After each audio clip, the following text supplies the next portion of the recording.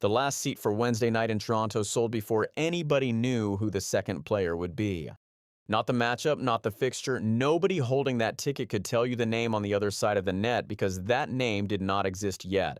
Alexandra Eala is seated 25th at the National Bank Open, a seeding set off the rankings she carried into the event, and a seed in a 96-player draw gets a first-round bye. Her opening match is in the round of 64 against whoever survives Alycia Parks and Victoria Jimenez Kasintseva. When the session sold out, that match had not been played. It sold out anyway. Not a final, not a semifinal, not a champion walking back out to defend something she already owns. A second-round match on a Wednesday in the first week against an opponent to be determined. And the number that produced it is bigger than her seeding, bigger than her ranking, bigger than any single win in a season that is full of them. Because according to the count that ran through the tennis press this week, traced back to the Tennis Connected account, the only other player to sell out an opening session at the Canadian event in 20 years was Serena Williams. And across those 20 years, the Canadian event has hosted Roger Federer, Rafael Nadal, and Novak Djokovic on the men's side, in Montreal and in Toronto. And none of their openers did it on a Wednesday night. Here is what that actually means, and it is not what the highlight clips are telling you. Her ranking is the least important number attached to Alexandra Eala right now. She is not a seeded player who happens to be popular. She is a commercial event that happens to have a ranking. Before that 20-year comparison means anything, you need to understand how a tournament decides who plays under lights because almost everybody gets this exactly backwards. A ranking does two things. It gets you into the draw and it sets your seed. That is the whole job. It decides who you play, it does not decide when, and it does not decide where. The order of play is written by the tournament, not by the tour, not by the rankings computer. People in a room with a broadcast partner on the phone and a spreadsheet of unsold inventory. The tour supervises the schedule. The tournament proposes it. And a night session is not a time slot. It is a separate ticket sold separately, priced higher, and at most combined events it is the highest yield inventory on the grounds, which means the question in that room is never who is the best player available. It is who moves the paid session.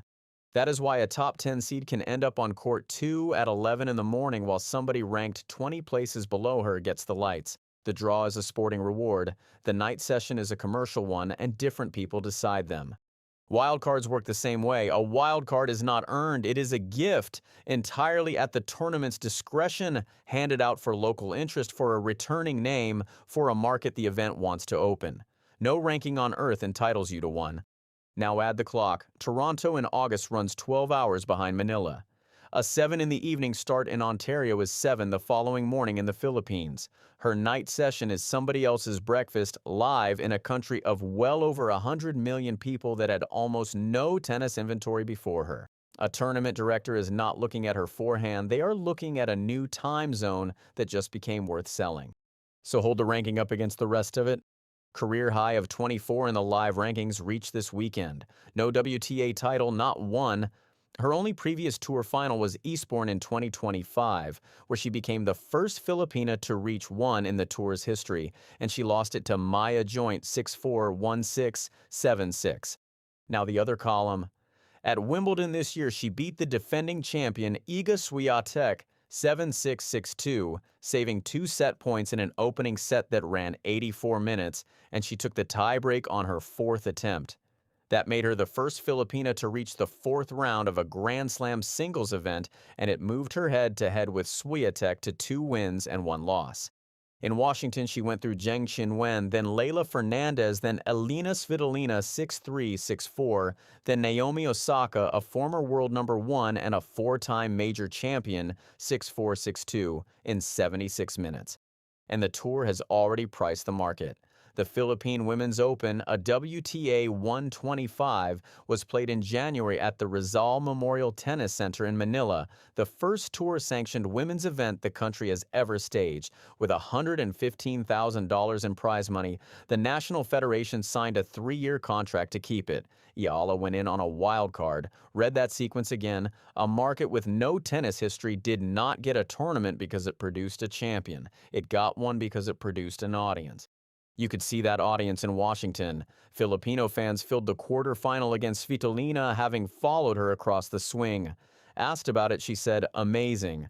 Amazing. I feel so loved. The atmosphere out there was electric. It was super fun, super intense, and it definitely added to that intense feeling." She went further on why it lands differently. "Everything is very genuine. When you feel this much love, it's hard to get used to. It always brings a new sentiment, always brings a new type of feeling."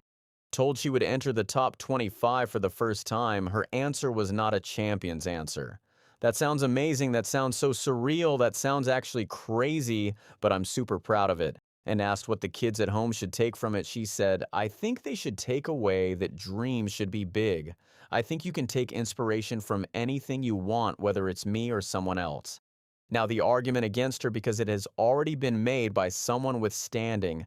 Rennae Stubbs, who coached Serena Williams, said on her podcast at the end of last month that Eala's serve will never win her a Grand Slam. She was contrasting her with Victoria Mboko, about whom she said, "Once Victoria Mboko recovers from her injury, I believe she has the skill, the audacity, and the confidence needed to win one." Take that seriously, because box office and results can run apart for years. The proof is unfinished on a court in Washington right now. Her second ever chance at a tour title against Jessica Pegula stopped by storms and pushed to a deciding set. The opening two-set split 6-4 to Pegula and 6-4 back. She may walk into Toronto on Wednesday night still without a trophy to her name. And the room sold out anyway. The stadium did not wait for the title. The tour did not wait for the title. Toronto looked at a 21-year-old with no tour trophy, handed her the Wednesday night slot, and the building emptied of tickets before the opponent was known. Everything follows from that number: the wild cards she will be offered, the center court she will be given, the sessions built around her start time. Every draw she enters from here is negotiated on it, and none of that negotiation involves her ranking. Rankings are a lagging indicator. They tell you what a player has already proved. A sold-out room is a leading one. It tells you what the sport has decided she is about to be. The ranking will catch up. It is the only number here still waiting.